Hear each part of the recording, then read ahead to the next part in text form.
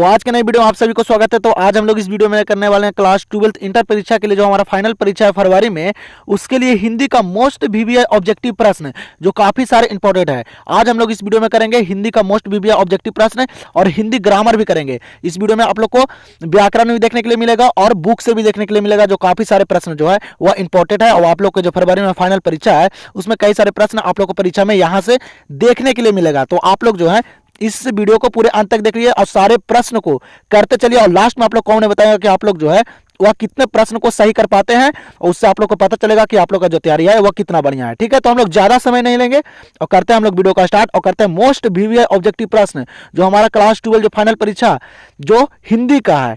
ठीक है, तो चलिए हम लोग करते हैं शुरू। चलिए तो ध्यान दीजिए, यहाँ पे पहला नंबर हम लोग को यहाँ पे प्रश्न दिया गया है, वो आप लोग जो है सारे प्रश्न का भी आंसर करते चलिएगा। ठीक है, क्या करा कि बोधा सिंह के पिता का नाम क्या था, बताइए। तो बोधा सिंह के जो पिता का नाम था वह क्या था। आप लोग को इस वीडियो में प्रीवियस ईयर भी प्रश्न देखने के लिए मिलेगा। ठीक है, तो बोधा सिंह के पिता का नाम क्या था बाबू, तो हजारा सिंह नाम था। क्या नाम था, हजारा सिंह। ये आप लोग को पता होगा, कहानी को पढ़े होंगे तब।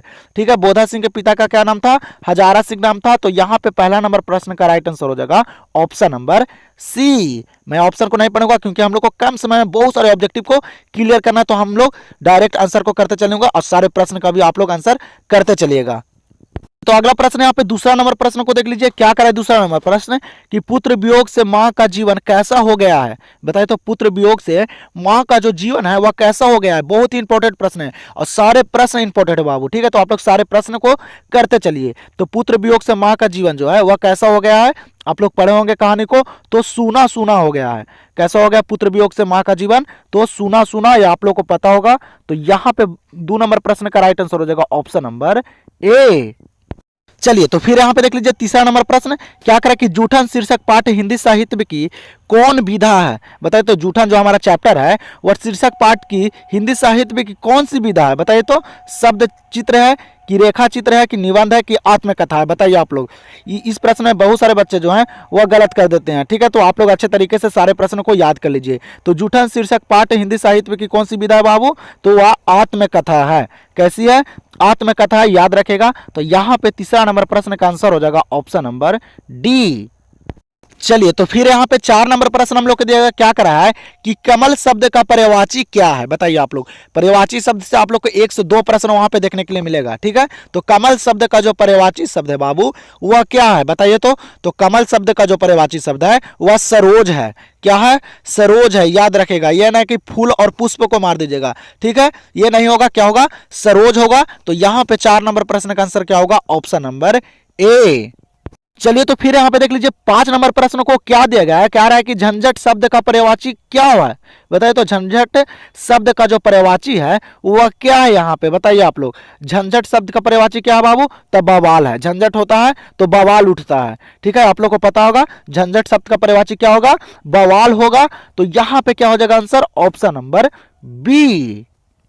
और आप लोग के इस वीडियो में पूरे 50 प्रश्न को करवाऊंगा मैं। ठीक है, कितने, पूरे 50 प्रश्न को करवाऊंगा और देखते हैं कितने बच्चों का जो है वह 50 में 50 सही कर पाते हैं। ठीक है, देखते हैं कितने बच्चे का तैयारी है, वो बहुत ही बढ़िया है। तो आप लोग कोशिश कीजिएगा कि 50 में 50 सही हो, नहीं तो 50 में अगर 40 के बीच रहेगा तो आप लोग का भी ठीक है। ठीक है, तो आप लोग सारे प्रश्न का आंसर करते चलिए और जरूर कॉमेंट में बताइएगा आप लोग। और इस वीडियो में ना ग्रामर भी पूरा निचोड़ है और बुक से भी सारे प्रश्न निचोड़ है, जो आप लोग को काफी सारे प्रश्न जो है वो फाइनल बोर्ड परीक्षा में देखने के लिए मिलेगा। तो आप लोग जो है इस वीडियो को पूरे अंत तक देख लीजिए और सारे प्रश्न को कर लीजिए। ठीक है, तो यहाँ पे 6ठा नंबर प्रश्न क्या दिया गया है, कह रहा है कि शिव शब्द का पर्यायवाची क्या है। शिव शब्द का पर्यायवाची क्या है बाबू, तो शिव शब्द का जो पर्यायवाची होता है वह रुद्र होता है। क्या होता है, रुद्र होता है। आप लोग शिवालय नहीं कर दीजिएगा, क्या होता है, रुद्र होता है। तो यहाँ पे राइट आंसर हो जाएगा ऑप्शन नंबर ए। चलिए तो फिर यहाँ पे आप लोग को 7वां नंबर प्रश्न दिया गया। क्या करें कि बाल कृष्ण भट्ट किस काल के रचनाकार हैं, बताइए। तो बाल कृष्ण भट्ट जो हैं वह किस काल के रचनाकार हैं, बताइए आप लोग। यहाँ पे ऑप्शन देगा तो आप लोग प्रश्न को आंसर करते चलिए।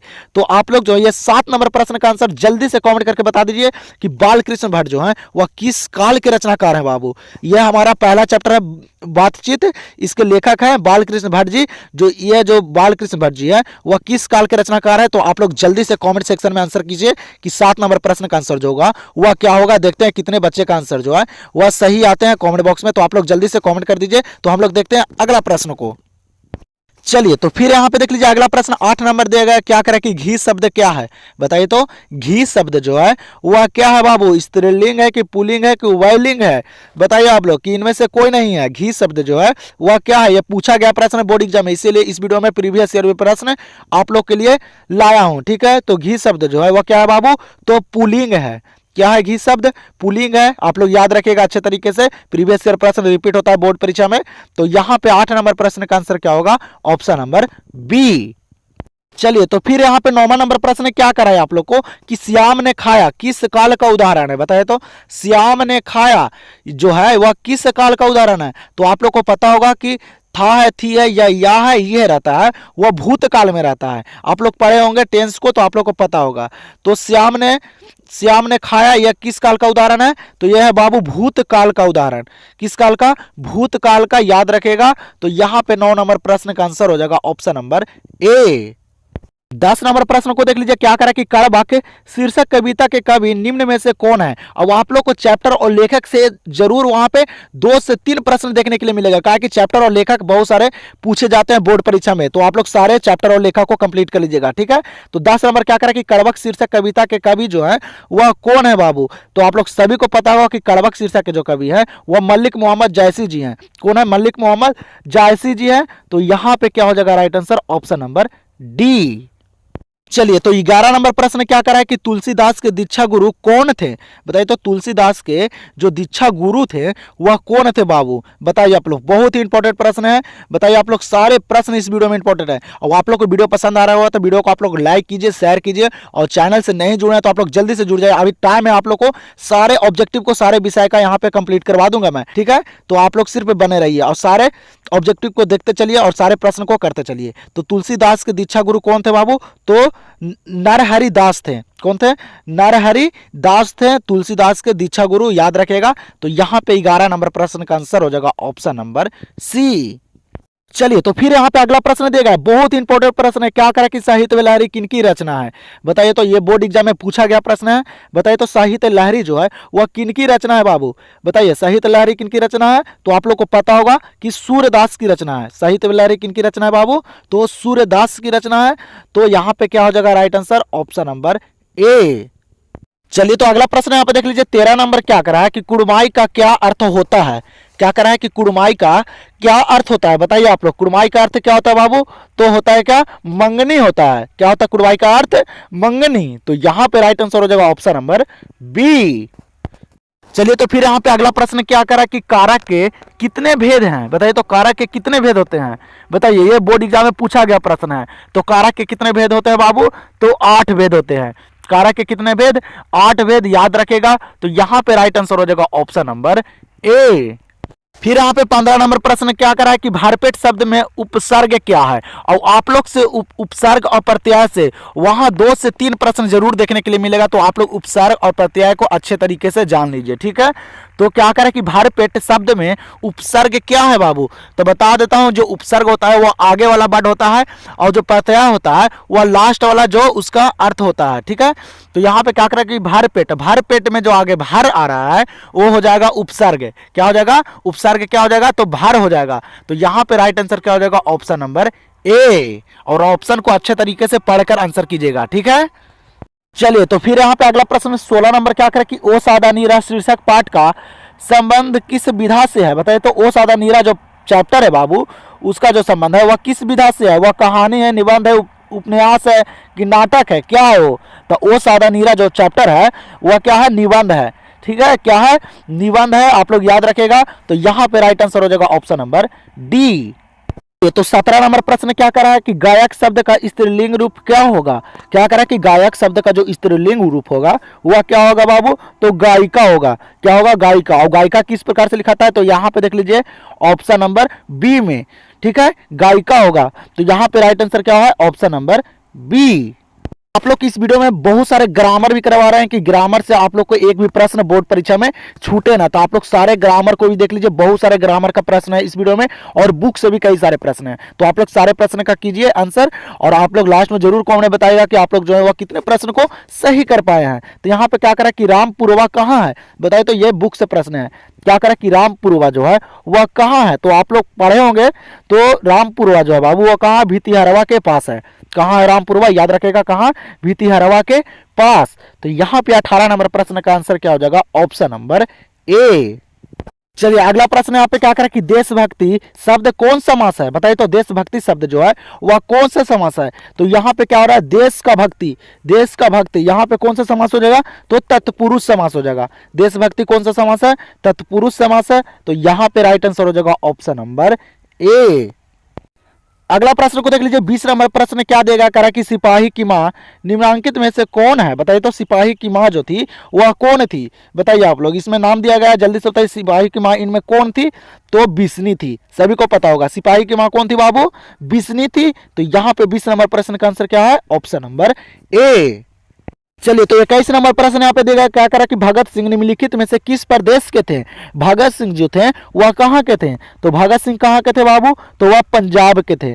कहाँ थे, कहाँ के थे भगत सिंह, तो पंजाब के थे, याद रखेगा। तो यहाँ पे राइट आंसर हो जाएगा ऑप्शन नंबर बी। फिर यहाँ पे अगला प्रश्न क्या करा कि वत्सल्यव भाव के सर्वोपरि कवि निम्न में से कौन है। बताइए तो वत्सल्यव भाव के सर्वोपरि कवि जो है वह कौन है बाबू, तो सूरदास हैं, याद रखेगा कौन है, सूरदास है। तो यहाँ पे 22 नंबर प्रश्न का आंसर क्या हो जाएगा, ऑप्शन नंबर सी। चलिए तो फिर यहाँ पे देख लीजिए, अगला प्रश्न दिया गया उपसर्ग से, क्या करा है कि दुर्बल शब्द में उपसर्ग क्या है। तो हम बताए थे आगे वाला वर्ड उपसर्ग हो जाता है, ठीक है। तो दुर्बल शब्द में आगे क्या रहा है, तो दुर्बल में आ जाएगा दूर, क्या आ जाएगा, दूर आ जाएगा। तो यहाँ पे आंसर हो जाएगा ऑप्शन नंबर बी। और आप लोग को वीडियो पसंद आ रहा होगा बाबू, तो वीडियो को आप लोग को लाइक करना जरूर न भूलिएगा। और चैनल से नहीं जुड़े तो आप लोग जल्दी से चैनल से जुड़ जाइए, क्योंकि आप लोग को ये जनवरी महीना सिर्फ ऑब्जेक्टिव को क्लियर करवाऊंगा, जिससे आप लोग को एक भी प्रश्न बोर्ड परीक्षा में छूट कर नहीं आएगा। अब ज्यादा समय भी नहीं है, आप लोग जितना भी पढ़ाई पे फोकस कर सकते हैं, दम जी जान लगा सकते हैं। तो आप लोग एकदम अच्छे तरीके से एकदम पढ़ाई कीजिए। चलिए तो देखते हैं हम लोग अगला प्रश्न को। अगला प्रश्न यहाँ पे क्या करें कि हिंदी में पदबंध के कितने भेद हैं, ये भी याद रखेगा। क्या करें कि हिंदी में पदबंध के कितने भेद हैं। तो हिंदी में जब पदबंध का भेद पूछेगा बाबू, तो वह 5 होते हैं। कितने होते हैं, 5 होते हैं, याद रखेगा। तो यहाँ पे आंसर हो जाएगा ऑप्शन नंबर ए। फिर यहाँ पे 25 नंबर क्या करें कि पुत्र वियोग शीर्षक कविता कैसी रचना है। बताइए तो पुत्र वियोग शीर्षक कविता जो है वह कैसी रचना है। वो आप लोग को एकदम बहुत ही वीवीआई प्रश्न इस वीडियो में मिलने लगा, जो काफी सारे इंपॉर्टेंट है, ठीक है। तो पुत्र वियोग शीर्षक कविता जो है कैसी रचना है बाबू, तो वह शोक गीत है। कैसी कविता है, तो शोक गीत है, याद रखेगा। तो यहाँ पे राइट आंसर हो जाएगा ऑप्शन नंबर ए। फिर यहाँ पे अगला प्रश्न क्या करा कि जयप्रकाश नारायण की रचना का नाम क्या है। जो जयप्रकाश नारायण जी जो चैप्टर लिखे हैं बाबू, उसका नाम क्या है। तो जयप्रकाश नारायण जी कौन सी चैप्टर लिखे हैं, तो संपूर्ण क्रांति लिखे हैं। कौन सी चैप्टर, संपूर्ण क्रांति। तो यहाँ पे आंसर क्या हो जाएगा ऑप्शन नंबर सी। फिर अगला प्रश्न क्या करा कि जयशंकर प्रसाद की रचना कौन है। आप लोग को बताए थे कि चैप्टर से वहां बहुत सारे प्रश्न देखने के लिए मिलेगा, तो आप लोग चैप्टर को भी अच्छे तरीके से क्लियर कर लीजिए, ठीक है। तो जयशंकर प्रसाद की रचना कौन है बाबू, तो जयशंकर प्रसाद जी जो चैप्टर लिखे हैं वह तुमुल कोलाहल कला में लिखे हैं। क्या लिखे हैं, तुमुल कोलाहल कला में। तो यहाँ पे क्या हो जाएगा right answer, option number A. चलिए तो फिर यहाँ पे अगला प्रश्न क्या करा कि तुलसीदास का स्थायी निवास स्थान कहाँ था। बताइए तो तुलसीदास का जो स्थायी निवास स्थान था वह कहाँ था बाबू, तो वह काशी में था। कहाँ था, काशी में था, आप लोग को पता होगा। तो यहाँ पे क्या हो जाएगा right answer, option number B. अगला प्रश्न क्या करा कि सूरदास का जन्म स्थान कहाँ है। बताइए तो सूरदास का जो जन्म हुआ था वह कहाँ हुआ था। तो सूरदास का जन्म कहाँ हुआ था बाबू, तो सीही में हुआ था। कहाँ हुआ था, सीही में, याद रखेगा। तो यहाँ पे राइट आंसर हो जाएगा ऑप्शन नंबर ए। चलिए तो फिर यहाँ पे देख लीजिए 30 नंबर प्रश्न क्या करा है कि नाभादास किस कवि के समकालीन थे। क्या करा कि नाभादास जो थे वह किस कवि के समकालीन थे बाबू, तो वह तुलसीदास के समकालीन थे। किसके, तुलसीदास के, याद रखेगा। तो यहाँ पे आंसर क्या हो जाएगा ऑप्शन नंबर बी। चलिए तो फिर यहाँ पे अगला प्रश्न क्या करा है, 31 नंबर प्रश्न दिया गया। क्या करा कि प्रगति और समाज के लेखक का नाम क्या है। बताइए तो प्रगति और समाज जो चैप्टर है, जो इनको लिखे हैं, जो लेखक हैं, उनका नाम क्या है बाबू, आप लोग को पता होगा। क्या नाम है, तो नामवर सिंह नाम है। क्या नाम है, नामवर सिंह। तो यहाँ पे 31 नंबर प्रश्न का आंसर हो जाएगा ऑप्शन नंबर सी। चलिए तो फिर यहाँ पे 32 नंबर क्या करा है कि कोसों दूर भागना मुहावरे का अर्थ क्या है। क्या करा कि कोसों दूर भागना मुहावरे का अर्थ क्या है। आप लोग को जैसे बताया हूं कि मुहावरा से भी 1 से 2 प्रश्न वहां जरूर पूछे जाएंगे, तो आप लोग मुहावरा को भी कंप्लीट कर लीजिएगा। तो कोसों दूर भागना मुहावरे का अर्थ क्या है बाबू, तो बहुत अलग रहना। क्या है, बहुत अलग रहना, याद रखिएगा। तो यहाँ पे क्या हो जाएगा right answer, option number A. फिर यहाँ पे देख लीजिए 33 नंबर प्रश्न क्या करा कि हाथ का मैल होना मुहावरे का अर्थ क्या है। और ये प्रश्न बोर्ड एग्जाम में पूछा गया प्रश्न है, तो इस वीडियो में प्रीवियस ईयर भी प्रश्न है बाबू। तो हाथ का मैल होना मुहावरे का अर्थ क्या है बताइए आप लोग, जल्दी से आप लोग सारे प्रश्न का आंसर करते चलिए और लास्ट में जरूर बताइएगा। तो हाथ का मैल होना मुहावरे का अर्थ क्या है बाबू, तो तुच्छ होना है। क्या है, तुच्छ होना, याद होगा आप लोग को। तो यहाँ पे राइट आंसर हो जाएगा ऑप्शन नंबर डी। चलिए तो 34 नंबर प्रश्न देगा क्या करा कि कलीराम हेडमास्टर किस पठित पाठ का पात्र हैं। बताइए तो जो कलीराम जो है, जो हेडमास्टर थे, वह किस चैप्टर का, मतलब किस पाठ का पठित पाठ है। बताइए तो किस चैप्टर में थे, तो वह थे बाबू जूठन में। जूठन में थे कौन, कलीराम हेडमास्टर जो थे, जो काम करवाते थे उनको से ओम प्रकाश वाल्मीकि से, वही हेडमास्टर थे जो झाड़ू लगवाया था। ठीक है, आप लोग को याद होगा। तो यहाँ पे क्या हो जाएगा right answer, option number B.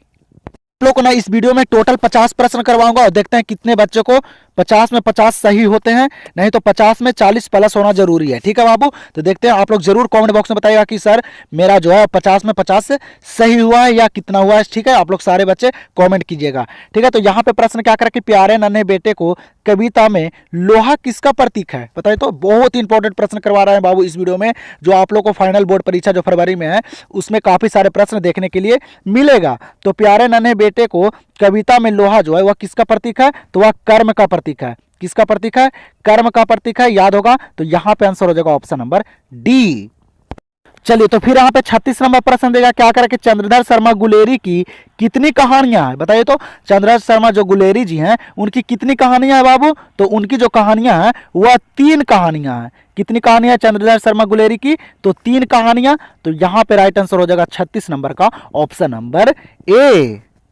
मैं ऑप्शन को नहीं पढ़ रहा हूं क्योंकि हम लोग को कम समय में ज्यादा ऑब्जेक्टिव को क्लियर करना है। ठीक है, तो यहाँ पे 37 नंबर को देख लीजिए क्या करा कि बालकृष्ण भट्ट किस काल के रचनाकार हैं। बालकृष्ण भट्ट जी जो हैं वह किस काल के रचनाकार हैं, तो वह है बाबू भारतेंदु युग के रचनाकार। किस काल के, भारतेंदु युग के, आप सभी को पता होगा। तो यहाँ पे राइट आंसर हो जाएगा ऑप्शन नंबर ए।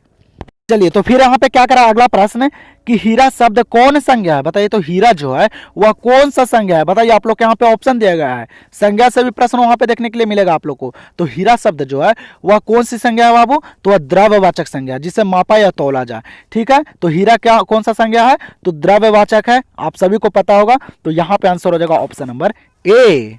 चलिए तो फिर यहाँ पे अगला प्रश्न क्या कर रहा है कि हाथ पैर शब्द कौन समास है। हाथ पैर जो है वह कौन सा समास है, तो आप लोग याद रखिएगा जब भी उल्टा कहे, जैसे रात दिन, लोटा थारी, हाथ पैर, तो कौन सा समास हो जाएगा, तो द्वंद्व समास हो जाएगा। याद रखिएगा कौन सा समास, द्वंद्व समास। तो यहाँ पे राइट आंसर हो जाएगा ऑप्शन नंबर बी। चलिए तो फिर यहाँ पे अगला प्रश्न को देख लीजिए क्या करा कि लाना सिंह किस देश की ओर से युद्ध कर रहा था। बताइए तो, लाना सिंह जो थे वह किस देश की ओर से युद्ध कर रहे थे, तो आप लोग को पता होगा इंग्लैंड की तरफ से। किधर, इंग्लैंड से। तो यहाँ पे राइट आंसर हो जाएगा ऑप्शन नंबर ए। चलिए तो फिर यहाँ पे अगला प्रश्न दिया गया आप लोग को क्या करा यहाँ पे कि सफल शब्द का विलोम शब्द क्या है। बताइए तो, सफल शब्द का जो विलोम है वह क्या है। बताइए तो, आप लोग सभी को पता होगा। तो सफल शब्द का विलोम क्या हो जाएगा, तो विफल हो जाएगा। क्या हो जाएगा, विफल हो जाएगा। यहाँ पे राइट आंसर हो जाएगा ऑप्शन नंबर सी।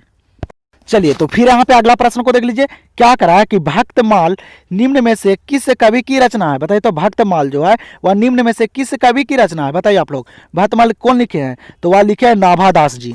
कौन लिखे हैं बाबू, नाभादास जी लिखे हैं, याद रखिएगा। तो यहाँ पे 42 नंबर प्रश्न का आंसर हो जाएगा ऑप्शन नंबर ए।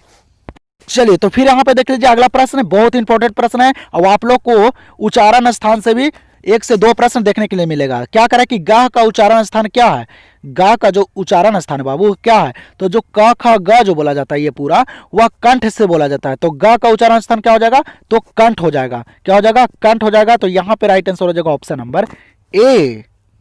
44 नंबर प्रश्न को देख लीजिए क्या करें कि चा का उच्चारण स्थान क्या है। बताइए तो, चा का उच्चारण स्थान पूछ रहा है। तो चा का उच्चारण स्थान क्या होता है बाबू, तो चा का जो उच्चारण स्थान होता है वह तालु होता है। चा छा जा जा जो बोला जाता है वह तालु से बोला जाता है, ये याद रखेगा आप लोग। तो यहां पे राइट आंसर हो जाएगा ऑप्शन नंबर ए। चलिए तो फिर यहाँ पे अगला प्रश्न 45 नंबर दिया गया है और इस प्रश्न का आंसर आप लोग कमेंट बॉक्स में दीजिएगा। क्या करा कि फा का उच्चारण स्थान क्या है, फा का जो उच्चारण स्थान है वह क्या है। तो इस प्रश्न का आंसर आप लोग जल्दी से कमेंट कर दीजिए कि फा का जो उच्चारण स्थान है वह क्या है, फा किस चीज से बोला जाता है। तो आप लोग जल्दी से इस प्रश्न का आंसर कमेंट कर दीजिए। तो हम लोग देखते हैं अगला प्रश्न को। चलिए, तो यहां पे प्रश्न क्या करा है कि कवित्री का खिलौना क्या है। बताइए तो कवित्री का जो खिलौना था वह क्या था बाबू। आप लोग पढ़े होंगे कवित्री का खिलौना जो था वह क्या था, तो उसका पुत्र था। क्या था, उसका पुत्र थे जो जो मृत्यु हो गया था उनका पुत्र का। तो कवित्री का खिलौना कौन था, तो उसका पुत्र था, याद होगा आप लोग को। तो यहां पे राइट आंसर हो जाएगा ऑप्शन नंबर ए। चलिए, तो फिर यहां पे अगला प्रश्न को देख लीजिए। क्या करा है कि विनोद कुमार शुक्ल का जन्म स्थान कहां है। बताइए तो विनोद कुमार शुक्ल जी का जो जन्म स्थान है वह कहां है बाबू, कहां इनका जन्म हुआ था। आप लोग यहां पे ऑप्शन देगा तो आप लोग जल्दी से आंसर कीजिए। तो विनोद कुमार शुक्ल जी का जो जन्म स्थान है वह कहां है, तो राजनांदगांव छत्तीसगढ़ में। कहां हुआ था जन्म, राजनांदगांव छत्तीसगढ़ में हुआ था विनोद कुमार शुक्ल जी का जन्म। तो यहां पे राइट आंसर हो जाएगा ऑप्शन नंबर बी। चलिए, तो यहां पे 48 नंबर प्रश्न को देख लीजिए। क्या करा कि लोहे के चने चबाना मुहावरे का क्या अर्थ है। लोहे का चने चबाना मुहावरे का क्या अर्थ है बाबू, बताइए आप लोग। तो लोहे का चने चबाना जो मुहावरे का अर्थ है वह क्या है, तो कठिन परिश्रम करना। क्या है, कठिन परिश्रम करना लोहे के चने चबाने मुहावरे का अर्थ है। तो यहां पे राइट आंसर हो जाएगा ऑप्शन नंबर बी।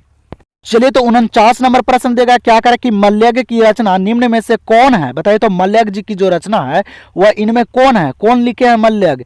तो मल्यज्ञ जी जो लिखे हैं रचना बाबू वह हंसते हुए मेरा अकेलापन लिखे हैं। कौन सा चैप्टर लिखे हैं, हंसते हुए मेरा अकेलापन। तो यहां पे 49 नंबर प्रश्न का राइट आंसर हो जाएगा option number A.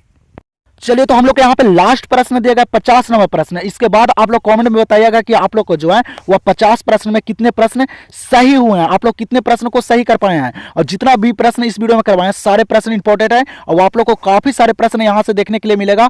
Final board परीक्षा फरवरी में जो हमारा है हिंदी का उसमें। तो आप लोग जो है कॉमेंट में जरूर बताइएगा कि आप लोग जो है 50 प्रश्न में कितने प्रश्न को सही किए हैं। और वीडियो आप लोग को पसंद है तो वीडियो को आप लोग लाइक और शेयर जरूर कीजिएगा। और चैनल से नहीं जुड़े तो आप लोग जल्दी से चैनल से जुड़ जाइए। तो 50 नंबर प्रश्न क्या करा कि जूठन शीर्षक पाठ के रचनाकार निम्न में से कौन है। जूठन शीर्षक पाठ के रचनाकार जो है वह कौन है, जूठन चैप्टर कौन लिखे हैं बाबू। तो आप सभी को पता होगा कि जूठन चैप्टर जो लिखे हैं वह ओम प्रकाश वाल्मीकि जी लिखे हैं। कौन लिखे हैं, ओम प्रकाश वाल्मीकि जी। तो यहां पे 50 नंबर प्रश्न का आंसर क्या हो जाएगा, ऑप्शन नंबर बी। तो अब हम लोग मिलते हैं इसी धमाके के साथ नेक्स्ट वीडियो में। तो आप लोग जल्दी से कमेंट करके बता दीजिए कि आप लोग जो है वह अगला वीडियो जो आए वह कौन सा विषय का है, कौन से विषय में आप लोग को ज़्यादा प्रॉब्लम है। तो आप लोग जल्दी से कमेंट सेक्शन में बता सकते हैं। तो हम लोग मिलते हैं अब अगले वीडियो में।